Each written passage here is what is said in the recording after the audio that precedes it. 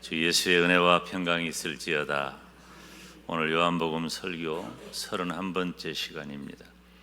지금 요한복음 5장에 엄청난 사건이 하나 있습니다. 그것은 예수님께서 베데스다 목가에서 38년 된 병자를 고쳐주신 사건이에요. 물론 그 예수님께서 그 38년 된 병자를 고치심으로 그 날이 안식일이었기 때문에 유대인들로 하여금 예수님이 시비가 걸리는 면도 있었지만, 제가 늘 말씀을 드린 대로 예수님께서 행하신 그 이적의 배경에는 지금 이스라엘의 전 역사, 구원의 역사, 은혜의 역사가 담겨져 있죠. 그것은 첫째로 예수님은 하나님이시다라고 하는 거예요. 그냥 예수님이 벌떡벌떡 병든 자만 고쳐주고 문제를 해결해주고 뭐 떡이나 먹여주고, 다 그것도 엄청난 일이지만 단순히 표면적으로 드러난 그 정도가 아니라 예수님이 하나님이시다. 따라서 합니다. 예수님이 하나님이시다. 그걸 보여주는 거예요. 그리고 또 전 이스라엘 민족이 지금 그렇게 애타게 소망하는 것이 있죠. 지금 나라를 잃어버리고 식민지 상태에 있기 때문에 빨리 이스라엘이 회복될 날을 기다리고 있는 것이죠. 그 이스라엘은 선민 사상이 투철했기 때문에 그 하나님의 언약 백성으로서 이스라엘이 어떻게 다시 회복되느냐 하는 것을 정말로 소원으로 기다리는 거예요. 그런데 여호와의 묵시가 말라기 이후에 멈춰졌고, 세례 요한이 등장하기 전까지는 사실은 선지자 부재 상태였습니다. 세례 요한이 나타나서 회개의 세례를 전파하고, 나는 예수님 길잡이로 온 사람이다, 예수님을 예비하러 온 사람이다 라고 예수님을 소개하는데, 그분이 바로 하나님의 아들, 하나님이신 예수님이고, 그 예수님이 오셔서 함께 하신 그곳이 바로 하나님의 나라가 이루어졌음을 보여주는 거죠. 그러니까 단순히 예수님께서 요한복음 2장에 물로 포도주를 만드신 사건이나 요한복음 5장에 베데스다 목가에서 38년 된 병자를 고치신 사건은 우연한 일이나 단순한 기적이 아니라 예수님의 하나님 되심과, 그리고 예수님이 함께 하신 그곳이 하나님의 나라가 이루어졌다라고 하는 것을 보여주는 거죠. 2000년이 지난 지금 이 순간에도 저와 여러분을 통해서 예수님은 하나님 되심이 증명되고, 아멘. 그리고 저와 여러분에게 하나님의 나라가 이미 이루어졌음을 드러내는 것입니다. 이 하나님의 나라 개념은 이미와 아직 사이에 있는 그런 설명이 필요하지만, 이 시간에는 그 부분을 다루는 시간이 아니기 때문에 나중에 기회가 있을 줄 압니다. 바로 그렇게 예수님께서 베데스다 목가에서 38년 된 병자를 고치시고, 그 병자가 침상을 들고 일어나 걸어가는 장면을 유대인들이 보았는데, 마침 그날이 안식일이에요. 그래서 그들이 가지고 있는 율법적 관례에 이 38년 된 병자였던 사람이 저촉이 되는 거예요. 그러면 안식일을 어기는 것은 누가 범한 것입니까? 안식일을 38년 된 병자가 범한 거잖아요. 그런데 공격은 누가 받냐면 예수님이 받는 거죠. 다시 말하면 이미 예수님을 향한 시비가 시작되었다는 것을 알 수 있어요. 예수님은 유대 사회에서 시비의 대상이었어요. 그리고 기피의 대상이었고 공격의 대상이었습니다. 자, 그러니까 예수님께서 안식일의 진정한 주인 되심을 보여주시고, 19절부터 마지막 절까지는 내가 누군 줄 아느냐라고 하는 예수님의 자기 변증의 내용을 담고 있는 거예요. 이 변증이라고 하는 것은 변호사가 하는 일이잖아요. 변호사가 증명을 해내는 거예요.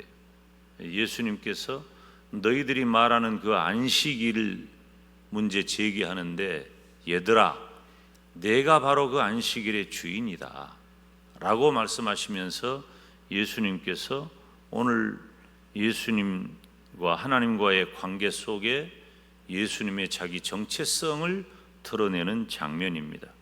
가장 핵심적인 말은 30절에 기록하고 있는 대로 나와 아버지는 하나이니라. 같이 합시다. 나와 아버지는 하나이니라. 나와 아버지는 하나란 말이에요. 이런 말을 할 수 있는 인간 존재는 이 세상에 예수님 이외에는 아무도 없어요. 오직 예수님만이 하실 수 있고 예수님께서 하셨습니다. 요한복음 14장 8절 9절을 보면 빌립이 아버지 하나님을 보여달라고 요청합니다. 주님 이렇게 말씀하셔요. 자, 8절 9절 함께 읽습니다. 시작. 빌립이 가로되 주여 아버지를 우리에게 보여주옵소서. 그리하면 족하겠나이다. 예수께서 가라사대 빌립아, 내가 이렇게 오래 너희와 함께 있으되 네가 나를 알지 못하느냐? 나를 본 자는 아버지를 보았거늘 어찌하여 아버지를 보이라 하느냐? 아멘. 나와 아버지는 하나이니라. 나를 본 자는 아버지를 보았거늘. 그러니까 우리 주님께서는 예수님과 하나님을 동일시하는 거예요. 내가 하나님이다. 나를 본 자는 아버지를 보았다. 신학적으로 말하면은 예수님께서는 완전한 하나님의 계시예요. 하나님을 계시하는 완전하신 분이 예수님이십니다. 오늘 이 본문 말씀을 통해 두 가지 초점을 살피고자 하는데, 첫째는 아버지의 행하는 것을 행하셨다는 겁니다. 19절 말씀을 함께 읽습니다. 시작. 그러므로 예수께서 저희에게 이르시되 내가 진실로 진실로 너희에게 이르노니 아들이 아버지 하시는 일을 보지 않고는 아무것도 스스로 할 수 없나니 아버지께서 행하시는 그것을 아들도 그와 같이 행하느니라. 아멘. 30절 말씀을 이렇게 보면 마지막 부분에 나를 보내신 이의 원대로 하려는 거로 그랬어요. 내가 아무것도 스스로 하지 않는다. 아버지께서 나를 보내셨다. 그러므로 아버지의 원대로 나는 일을 한다 말씀하시는 거예요. 사랑하는 여러분, 예수님은 살아계신 하나님이십니다. 그래서 하나님께서 행하시는 일을 보지 않고서도 얼마든지 혼자서 행할 수 있는 독자적인 주권을 가지신 분이 예수님이셔요. 따라서 합시다. 예수님은 완전하신 하나님. 아멘. 너무 귀한 말씀이고 중요한 말씀이죠. 예수님은 완전하신 하나님이란 말이에요. 그렇지만 예수님께서는 여기 오늘 말씀을 보면 아버지의 하시는 일을 보지 않고는 아무것도 스스로 알 수 없다라고 자청하십니다. 하나님과 분리되어서 어떤 일을 하지 않겠다는 거예요. 다시 말씀을 드리거니와 예수님은 하나님이셔요. 하나님과 유기적 동지성을 가지신 분이에요. 본래 하나님의 존재 자체가 되셔요. 예수님이 하나님이라고 하는 것을 조금도 의심할 여지가 없는 거예요. 지금 베데스다 목가에 병자들이 38년 된 병자 한 사람만 있는 게 아니에요. 베데스다 그 목가에는 38년 된 병자를 비롯해서 엄청나게 많은 환자들이, 이도저도 방법이 없는 사람들, 그래서 미신적 요소에 기대어라도 어찌 한번 그런 일이 있을까라는 기대를 가진 그 사람들이 부지기수로 누워있고 앓고 있고 신음하고 있는 겁니다. 그런데 우리 주님은 38년 된 병자 이외에도 그 모든 병자들을 얼마든지 다 고칠 수 있었어.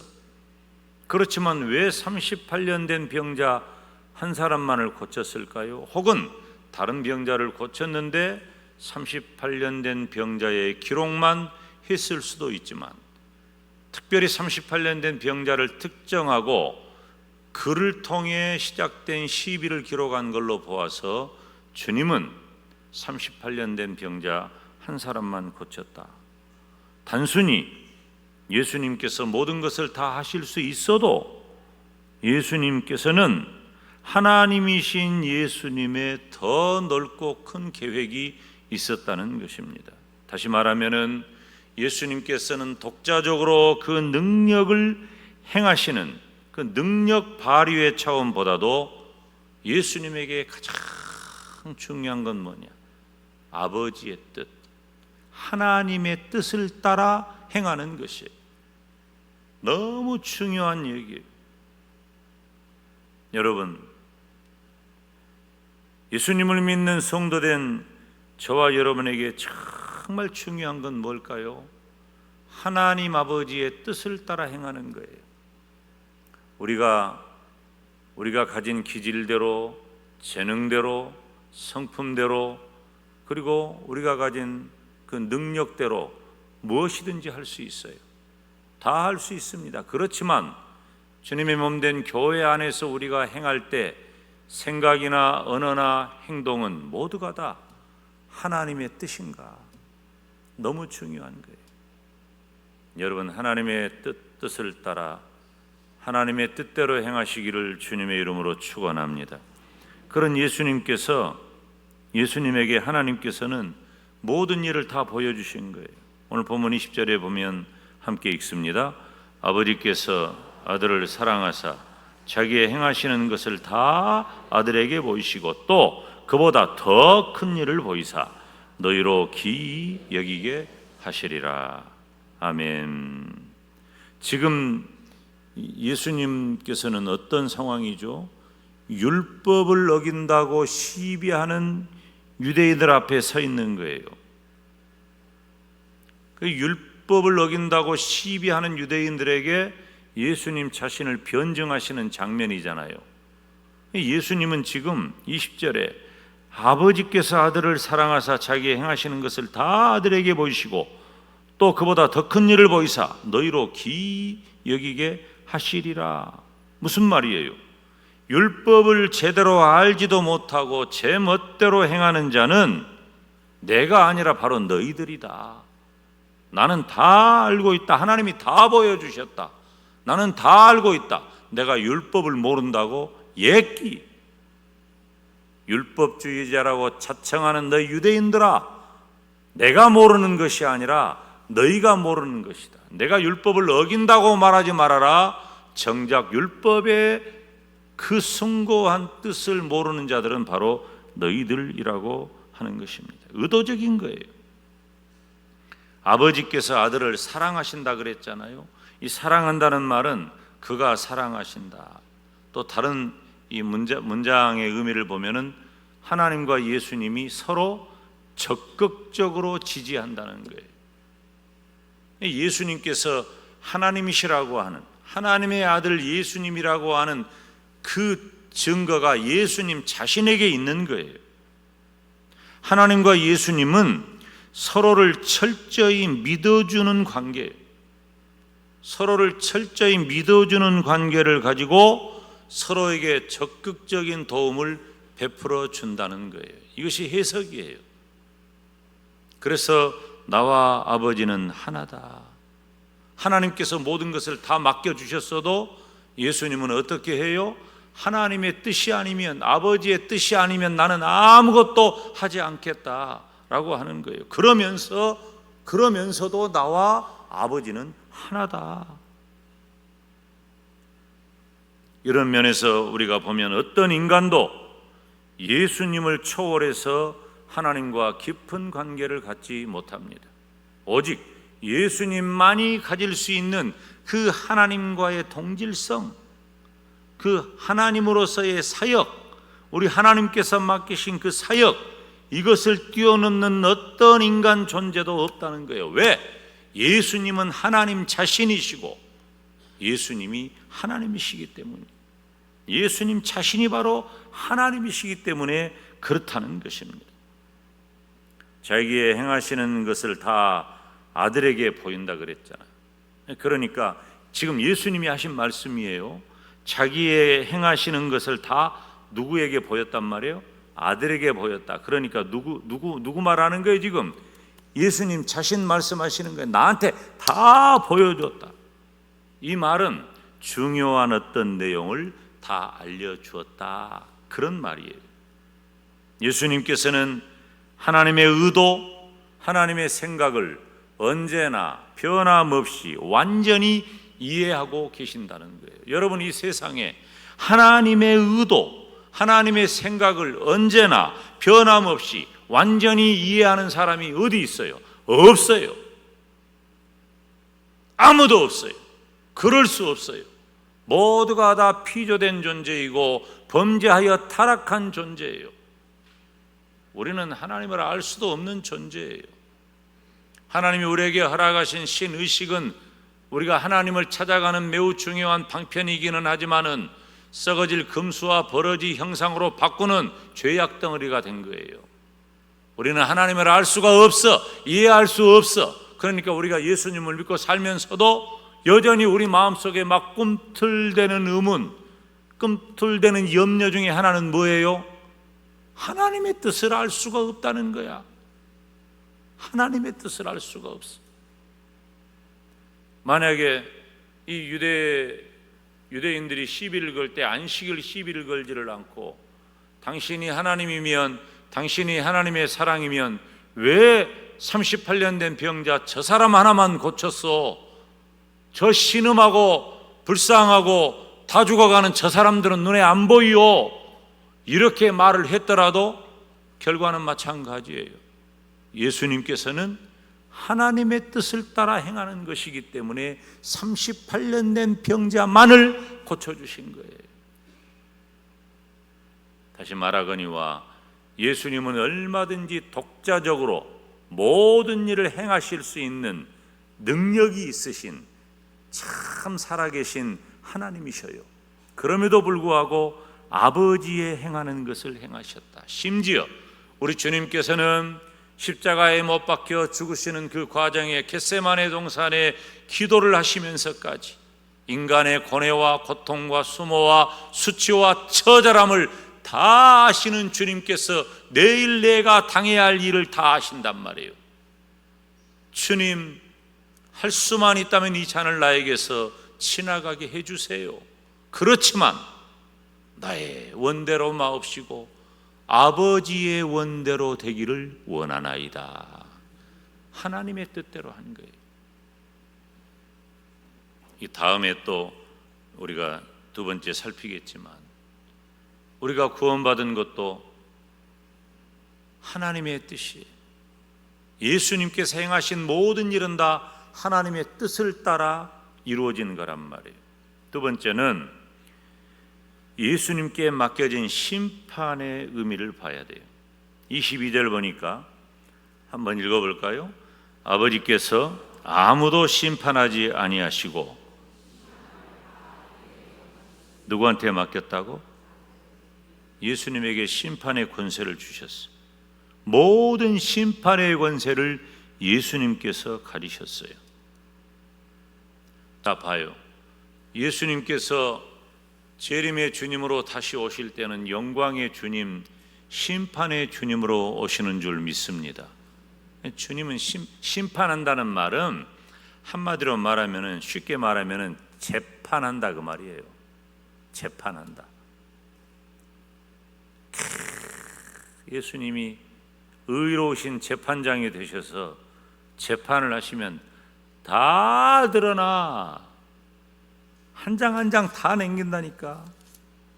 우리 주님께서 하얀 보좌 위에 앉으셔서 저와 여러분의 삶의 일거수일투족을 다 아시고 심지어 우리의 생각까지도 다 아시는 주님께서 다 드러나요. 여러분이 이 심판을 피할 자가 없습니다. 우리 주님은 심판하는 권세를 가지셨어요. 오늘 본문 23절 하반절에 보면은 아들을 공경치 아니하는 자는 그를 보내신 아버지를 공경치 아니하느니라. 예수님께서는 하나님과 동등한 이치와 신분을 가지셨어요. 그런데 그것을 인정하지 않는 자는 곧 하나님을 공경하지 않는다는 거예요. 지금 왜 이 말씀을 하냐면은 지금 심판의 이야기를 하면서 이 말씀을 하시는 의도는 뭐냐면은 지금 이 유대인들의 태도 때문에 그래요.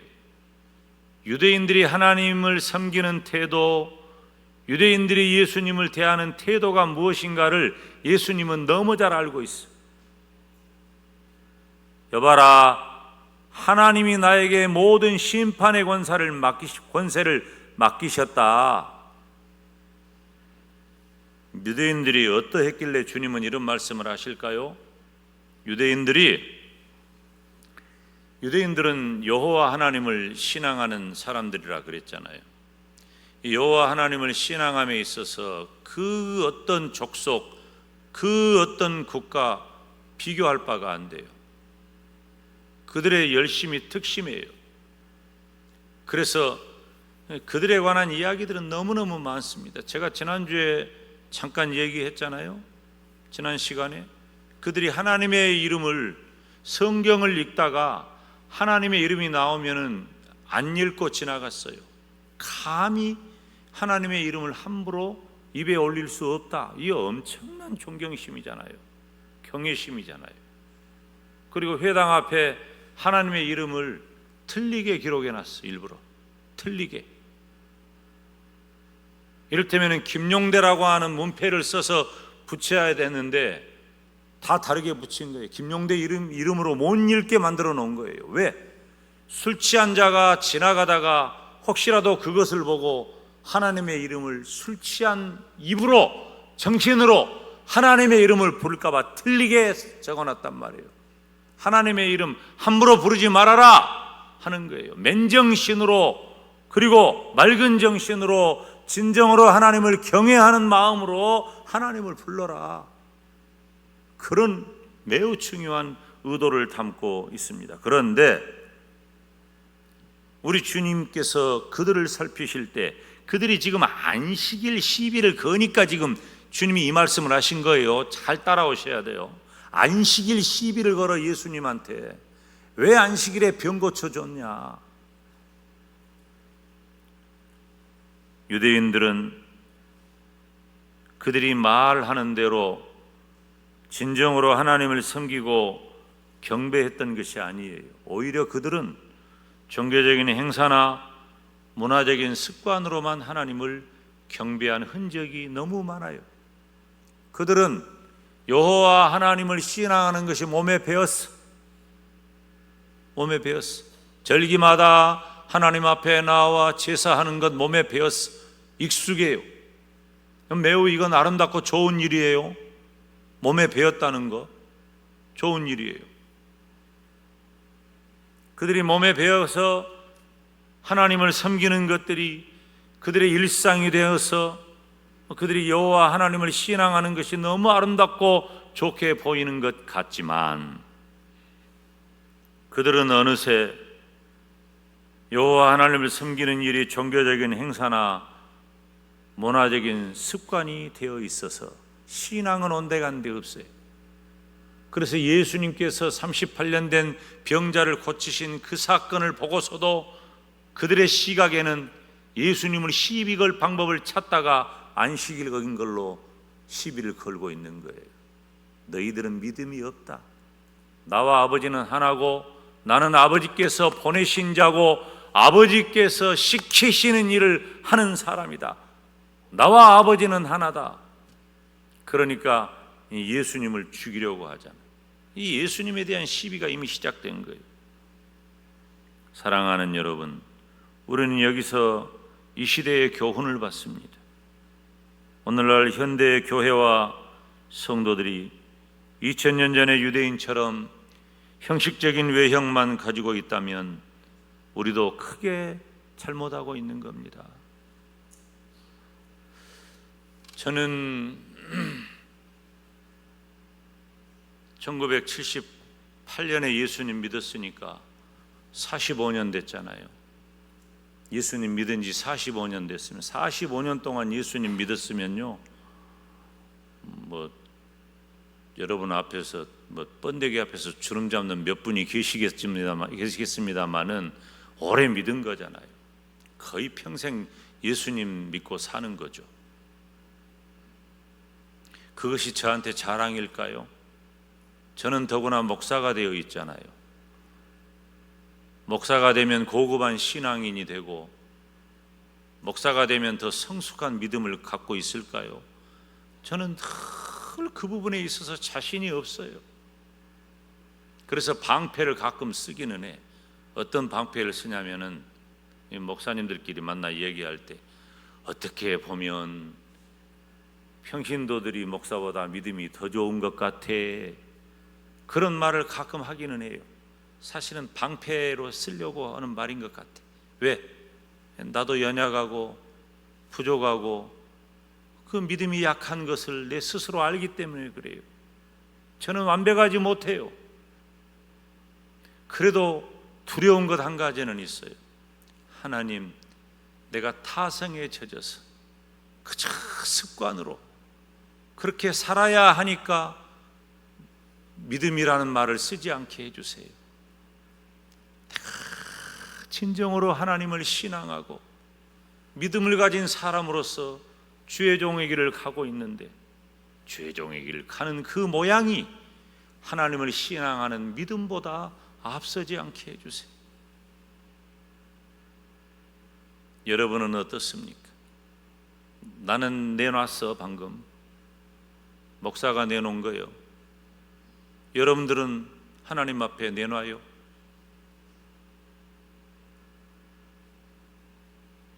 하나님을 신앙한다는 종교적인 행사나 문화적인 습관으로 예배에 나오고 의식적으로 하나님을 부리며 살고 있는지, 아니면 내가 예수님을 나의 구주, 나의 하나님으로 진정으로 믿고 그 믿음을 따라 내 삶을 하나님의 의도대로 살아가고 있는지 나 자신을 내놔보란 말이에요. 사랑하는 여러분, 우리는 그 무엇보다도 하나님만 섬기고 경배하시기를 축원합니다. 너무 중요해요. 우리는 2000년 전 예수님께서 하신 그 일을 보면서 2000년이 지난 지금 이 시대에 나의 믿음을 봅니다. 나의 믿음을 봐. 지금 이 예수님께 시비 거는 유대인은 적어도 목사급, 장로님급, 오래된 권사님급, 안수집사님급, 교회 직분자급 정도는 된단 말이에요. 주님께서 그렇게 믿음 따라 살고자 하는 우리들에게, 얘야, 나와 아버지는 하나다. 나는 하나님이 나에게 행하라고 하신 일을 하고 있다. 넌 누구를 보고 있느냐? 일을 보고 있느냐? 나를 보고 있느냐? 여러분, 우리는 예수님을 바라보고 하나님을 바라봅시다. 하나님만 섬기고 하나님만 경배합시다. 그래서 하나님의 아들이신 예수님을 내 마음에 모시고 내 삶으로 그의 믿음을 보이시기를 주님의 이름으로 축원합니다. 그래서 저와 여러분의 삶이 예수님 때문에 행복하고 기쁘고 감사해요. 딴 데서 찾지 마요. 다 나에게 실망을 주고 다 내 마음을 혼란스럽게 하는 것밖에 없어. 다음 주 주일 낮에 설교를 하겠지만은, 여러분, 우리는 예수님만 바라봅시다. 예수님은 하나님이십니다. 그 하나님이신 예수님만 붙잡읍시다. 그래서 좌절하고 혼란스럽고 고통 많은 이 세대 가운데서 하나님의 거룩한 친백성으로 복되고 멋지게 사시기를 주님의 이름으로 축원합니다. 기도하겠습니다.